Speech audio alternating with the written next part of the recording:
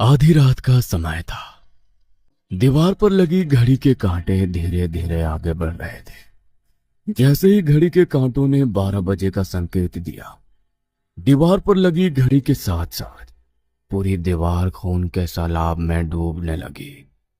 खून की कुछ बूंदें आकर आलोक के होठों पर गिरी और जैसे ही उसने उन खून की बूंदों का स्वाद चखा, मानो उसके होश ही गुम हो गए। ऐसा लगता था मानो वो किसी और दुनिया में आ गया हो, जैसे ये वही था जिसकी प्यास उसे जाने कब से थी। खून के स्वाद से आलोक का दिमाग झूम रहा था कि तभी उसे महसूस हुआ किसी ने ढेर सारा खून उसके चेहरे पर दे मारा। चौंक कर आलोक ने अपने चारों ओर देखा तो सामने उसका दोस्त मिहिर हाथ में गिलास लेकर खड़ा नजर आया। अरे यार, क्या सपना था, पूरा दिमाग घूम गया। मैं तुझे नींद से उठाने के लिए चेहरे पर पानी डाल रहा हूँ और तू उसे ऐसे जीभ लगाकर चाट रहा था जैसे पानी नहीं शरबत मिल गया हो। छोड़ यार, गहरी नींद में था, सपना देख रहा था। मतलब फिर से खून पी लिया तूने? भाई, कोई ढंग की किताबें पढ़ा कर, ये सब फालतू की बातें पढ़कर दिमाग खराब हो गया है तेरा। और हम हिस्टोरियन हैं, काल्पनिक कथावाचक नहीं। फालतू बातें नहीं है यार, ऐसा लग रहा है सब कुछ जाना पहचाना सा है। वो सब कुछ झूठ नहीं हो सकता। अच्छा, तो तू वो खून पीने वाले चमगादड़ों के खानदान से है क्या? अपने रिश्तेदारों के लिए ऐसे कौन बोलता है यार? और अगर तू चमगादड़ है तो मैं पक्का भेड़िया हूँ। हाँ, तेरी तो शक्ल भी मिलती है भेड़िए से। ये थे आलोक और मिहिर, दोनों रूममेट्स हैं और पुरातत्व विभाग में काम करते हैं। इतिहास के कोख में छिपी घटनाओं को खोदकर बाहर लाना ही इनका काम है। दुनिया के इतिहास को तो इन्होंने कई बार खंगाल लिया था, लेकिन शायद इनके अपने इतिहास में कुछ ऐसे पन्ने बाकी हैं जहां पहुंचना अभी बाकी है। सर्दियों की ठंडी शाम थी। आलोक छत पर अकेले में एक किताब पढ़ रहा था। देखते ही देखते सूरज धुंधलाने लगा और अंधेरा घिर आया। अचानक एक चमगादड़ उड़ते हुए उसके बिल्कुल नजदीक आया। उसकी आंखें लाल नीले रंग में चमकी और फिर वो ओझल हो गया। आलोक समझ नहीं पा रहा था कि जो उसने अभी अभी देखा वो सच है या उसके मन का वहम। इस बात को तकरीबन 3 घंटे बीत गए थे। खाना खाने के बाद आलोक कॉफी का कप लेकर खिड़की पर बैठा था। तभी एक चमगादड़ उसकी खिड़की के पास आया और पलक झपकते ही सड़क पर जा रहे आदमी की गर्दन पर जाकर बैठ गया। अगले कुछ पलों में एक जोरदार चीख आलोक के कानों में पड़ी और देखते ही देखते वो चमगादड़ अर्धमानव बनकर आसमान में कहीं गुम हो गया। कुछ देर पहले जो आलोक की आंखों के सामने घटा, वो चाहकर भी उस पर यकीन नहीं कर पा रहा था। एक चमगादड़ ने उसकी आंखों के सामने एक जीते जागते इंसान का खून पिया था। घबराहट में वो अपने बेडरूम में जाकर दरवाजा बंद कर लेता है। तभी दरवाजे पर जोर जोर से दस्तक होने लगती है, जिसे सुनकर आलोक पसीने में भीग गया था। आलोक, दरवाजा खोल, तू ठीक तो है ना? मिहिर की आवाज सुनकर आलोक वापस अपने होश में आया और उसने जाकर दरवाजा खोल दिया। अरे यार, बाहर किसी आदमी की लाश पड़ी है। लोग बोल रहे हैं पूरा शरीर नीला पड़ा है उसका, जैसे खून ही ना हो। किसी जानवर का काम लगता है। भाई, ऐसा कौन सा जानवर आ गया जो ऐसे खून चूस कर मारेगा? मिहिर बोलता जा रहा था और इधर आलोक का दिमाग सुन्न हुआ पड़ा था। अगर मैं इसे बताऊंगा भी तो शायद ये मेरी बातों पर यकीन ना कर पाए। अभी तो मुझे खुद अपनी आंखों पर यकीन नहीं है, किसी और को मैं क्या ही समझाऊंगा। आलोक कुछ देर तक मिहिर की बातें सुनता रहा और उसके बाद चुपचाप जाकर अपने बेड पर लेट गया। देर रात तक उसकी आंखों के आगे वही घटनाएं घूमती रही और फिर उसकी थक चुकी आंखें धीरे से बंद हो गई। देर रात तक उसने पाया कि वह एक सुनसान जगह पर है, एक ऐसी जगह जहां चारों तरफ सिर्फ मौत का सन्नाटा था। शायद ये कोई पुराना शमशान या कब्रिस्तान नजर आ रहा था। देखते ही देखते ढेरों चमगादड़ आकर उसके चारों तरफ घूमने लगते हैं, जिन्हें देखकर आलोक का सर चकरा जाता है। अगले ही पल वो चमगादड़ एक एक करके अर्ध मनुष्य अर्ध चमगादड़ में बदल गए। उनके लंबे दानव जैसे दांत थे, आंखें लाल और शरीर पूरा काला था। हाथों से पंख निकले हुए थे जो उन्हें किसी चमगादड़ की तरह दिखा रहे थे। तभी एक चमगादड़, जिसका अंधेरे के कारण चेहरा दिखाई नहीं दे रहा था, उसने आकर आलोक को पीछे से बाहों में कस लिया। धीरे धीरे उसकी पकड़ मजबूत होती जा रही थी, जिसके कारण आलोक की सांस अटकने लगी थी। उस चमगादड़ जैसे दिखने वाले जीव ने धीरे से अपना चेहरा आलोक के गर्दन पर रखा और अपने दांत वहां गड़ा दिए। आलोक दर्द से चीखा और उसी के साथ उसकी नींद टूट गई। ये सब क्या हो रहा है मेरे साथ? पहले तो मुझे सिर्फ खून के सपने आते थे और अब तो मुझे ये चमगादड़ यानी कि वैम्पायर दिखाई भी देने लगे। इसका मतलब जिस एहसास को मैं आज तक एक काल्पनिक कहानी और सपना समझकर झुठला रहा था, वो एक सच है। लेकिन करोड़ों की इस भीड़ में ये सच सिर्फ मैं ही क्यों जानता हूं? क्या इसके पीछे कुछ खास वजह है? कहीं कहीं ऐसा तो नहीं उन वैम्पायर का अगला शिकार मैं हूं, इसलिए मुझे हर जगह ये वैम्पायर नजर आते हैं? ये ख्याल आते ही आलोक का पूरा शरीर पसीने से तरबतर हो गया था। ये रात बिताना आलोक के लिए बहुत भारी हो गया था। सैकड़ों सवाल पूरी रात उसके दिमाग में शोर मचाते रहे। अगले दिन सवेरे सूरज की पहली किरण फूटते ही उसने बिस्तर छोड़ा और अपने कमरे से निकलकर मॉर्निंग वॉक के लिए निकल गया। कुछ दूरी पर ही उसे एक आदमी दिखाई दिया, जिसने काले रंग का लबादा पहना हुआ था और लगातार उसे घूर रहा था। समय आ गया है, इसलिए तुम्हें यह सब दिखाई दे रहा है। यह सब तुमसे ही शुरू हुआ था, अब खत्म भी तुम ही करोगे। कौन हो तुम? ये सब क्या बकवास कर रहे हो? इतना कहकर आलोक ने उस आदमी के सर से वो लबादा खींच लिया। सामने खड़ा हुआ आदमी कोई मनुष्य नहीं, बल्कि हूबहू वैसा था जैसा उसने अपने सपने में देखा था, यानी कि अर्धमानव, एक वैम्पायर। आलोक उसे देखकर सन्न रह गया था। वैम्पायर ने इधर उधर देखा।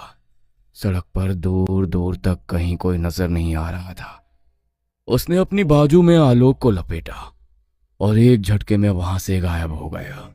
कुछ देर बाद आलोक को होश आया तो वो एक पुरानी हवेली के खंडहर हो चुके कमरे में था और एक कुर्सी पर बेदम सा पड़ा हुआ था। उसके शरीर में हिलने जितनी भी ताकत नहीं थी और आंखों की रोशनी भी हल्की पड़ चुकी थी।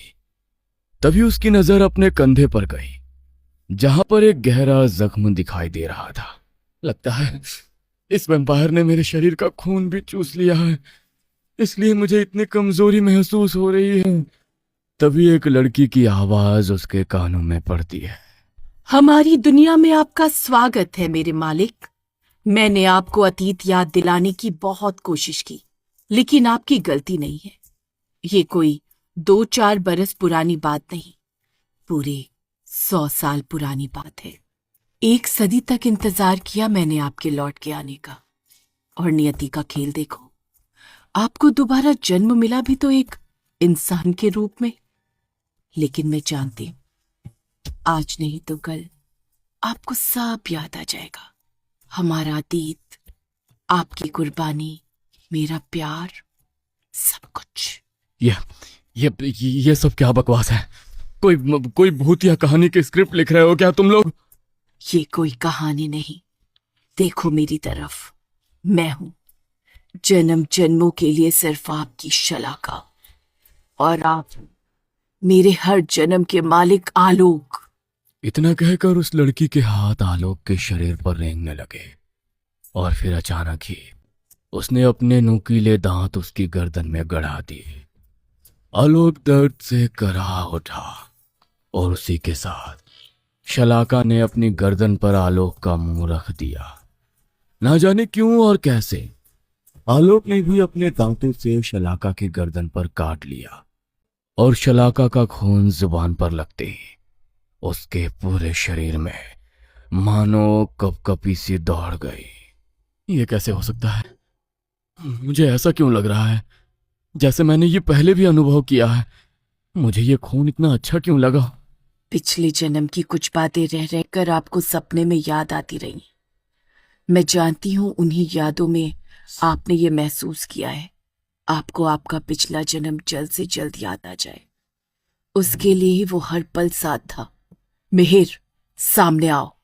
शलाका के इतना कहते ही मिहिर सामने आकर खड़ा हो जाता है। मिहिर, तू यहाँ? ये भी हम में से एक ही है, लेकिन ये कोई चमगादड़ नहीं बल्कि पिछले जन्म का तुम्हारा जानी दुश्मन भेड़िया है। भेड़िया, चमगादड़, इंसान, वैम्पायर, क्या पहेली है ये सब? 100 साल पहले समुद्र के बीच एक टापू था जहां कोई इंसान नहीं रहता था। वहां हम वैम्पायर का राज था।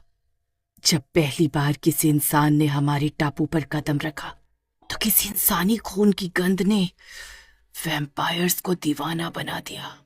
उस रोज हम वैम्पायर साम्राज्य ने पहली बार किसी इंसान का खून चखा।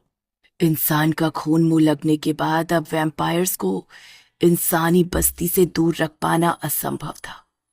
इसलिए वैम्पायर रात के अंधेरे में चमगादड़ का रूप बनाकर इंसानों की बस्ती में जाते और उनका खून पीने के बाद इंसानी रूप में उनके बीच ही छिप जाते।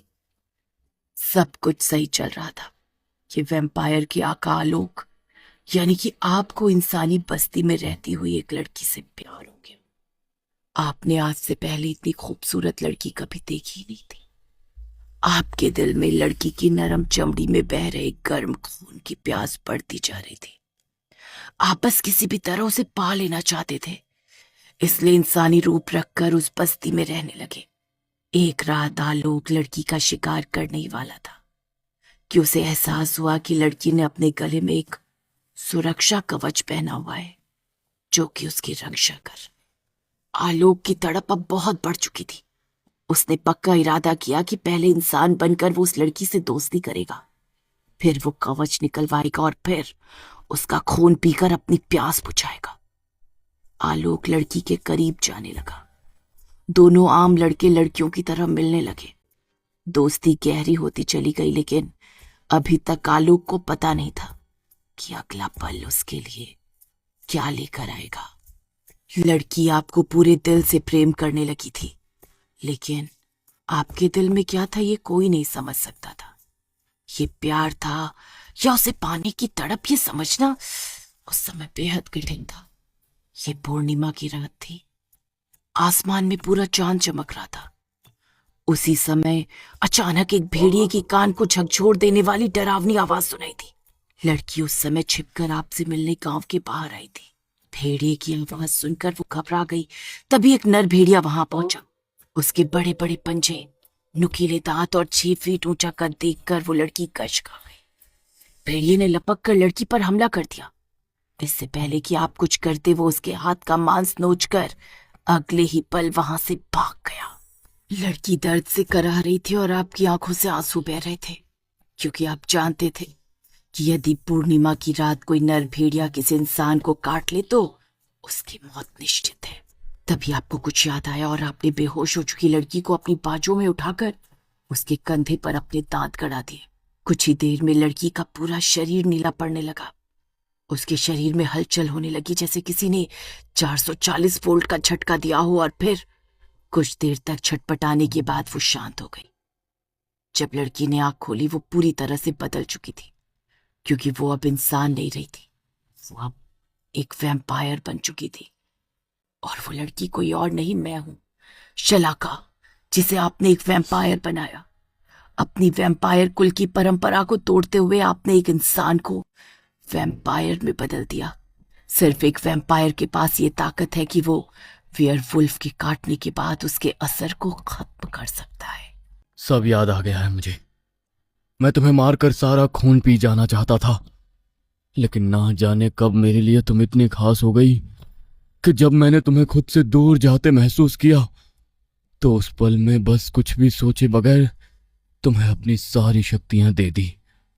तुम एक शक्तिशाली वैम्पायर बन चुकी थी, लेकिन अब मुझे तड़प तड़प कर मौत आने वाली थी, क्योंकि मैंने अपने शरीर के खून का कतरा कतरा तुम्हारे शरीर में डाल दिया था। उठो आलोक, उठ जाओ। मैं इस जीवन का क्या करूंगी? उठो, प्लीज प्लीज उठो। इससे अच्छा तो तुमने मुझे मर जाने दिया होता। आलोक जमीन पर गिर चुका था और कुछ ही देर में तड़प तड़प कर उसकी मौत हो गई। नहीं नहीं नहीं नहीं, तुमने मेरे लिए खुद को कुर्बान कर दिया। शलाका वादा करती है चाहे सदियां बीत जाए, लेकिन शलाका हमेशा तुम्हारा इंतजार करती रहेगी। तुम्हें लौट कर आना होगा। मुझे माफ कर दो आलोक। एक नर भेड़िया की मुक्ति का बस एक ही तरीका था, और वो था एक इंसान और वैम्पायर के जोड़े में से इंसान का मांस खाना। मैं जानता था पूर्णिमा के चांद के समाप्त होने से पहले किसी एक की मौत होनी तय है। या तो शलाका की मौत होती या फिर उसे काटने वाले भेड़िए यानी कि मेरी। नियति ने उस रात शकाला को जीवन दान दिया और मुझे भेड़िए के श्राप से मुक्त कर दिया था। नियति का खेल देखो शलाका, तुमने इंसान के रूप में जन्म लिया, लेकिन तुम आज एक वैम्पायर हो। लेकिन मैं जो वैम्पायर था उसे ईश्वर ने इंसान बनाकर इस धरती पर भेजा है। तुम इंसान नहीं बल्कि एक ड्रैकुला ही हो। बस तुम्हें अपनी पहचान को याद करना है, और उसका सबसे अच्छा तरीका है एक इंसान का खून पीना। यही सही मौका है। पिछले जन्म में ये मिहिर ही तुम्हारी मौत का कारण बना था, इसलिए विधाता ने इसे इस जन्म में इंसान बनाकर भेजा है। अब तुम इसका खून पीकर अपने पुनर्जन्म को जीवित करोगे। नहीं, तुमने कहा था कि एक बार अगर आलोक को सब याद आ जाए तो मैं जा सकता हूं। ये धोखा है। हम वैम्पायर हैं, शैतान को पूजते हैं। हम धर्म नहीं अधर्म के उपासक हैं, और अधर्म यही कहता है आज तेरा अंतिम दिन है। शालाका के इतना कहते ही चमगादड़ों का समूह उसके आसपास मंडराने लगता है और मिहिर घबराकर जमीन पर बैठ जाता है। नहीं नहीं नहीं, जाने दो मुझे। मैं अब उस चक्र से मुक्त हो चुका हूं। मैं इंसानों की तरह एक साधारण जीवन जीना चाहता हूं। मुझे इन सब में मत घसीटो। शलाका वैम्पायर बनने के लिए मुझे किसी का खून ही पीना है तो हम और कोई इंसान भी चुन सकते हैं। जाने दो मिहिर को। ये भावना इंसानों की कमजोरी होती है।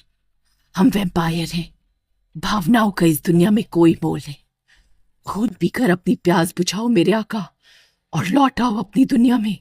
रात बीत गई थी और सूरज की रोशनी अब बाहर कांच से चमककर भीनी भीनी अंदर आने लगी थी, जिससे शलाका विचलित हो रही थी। यही तरीका है, इन कांच की खिड़कियों को खोलना होगा ताकि वैम्पायर की शक्ति कम हो जाए, तभी मैं यहां से निकल सकता हूं। मिहिर दौड़कर खिड़कियां खोल देता है। सूरज की रोशनी पड़ते ही शलाका जोर से चीखने लगती है और उसी पल में मिहिर वहां से भाग जाता है। ये वैम्पायर अब मेरा पीछा नहीं छोड़ेंगे। इनसे बचने का एक ही तरीका है, मुझे वैम्पायर का कोई ना कोई तोड़ ढूंढना होगा। मैंने पढ़ा था चांदी के खंजर से ही एक वैम्पायर का अंत हो सकता है। लगता है समय आ गया है। अब मुझे अपने अंत का इंतजार नहीं, इनके अंत की शुरुआत करनी होगी।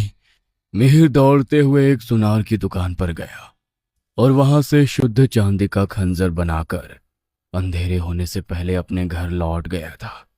वो जानता था अंधेरा होते ही शलाका आलोक को लेकर उस पर हमला करने जरूर आएगी।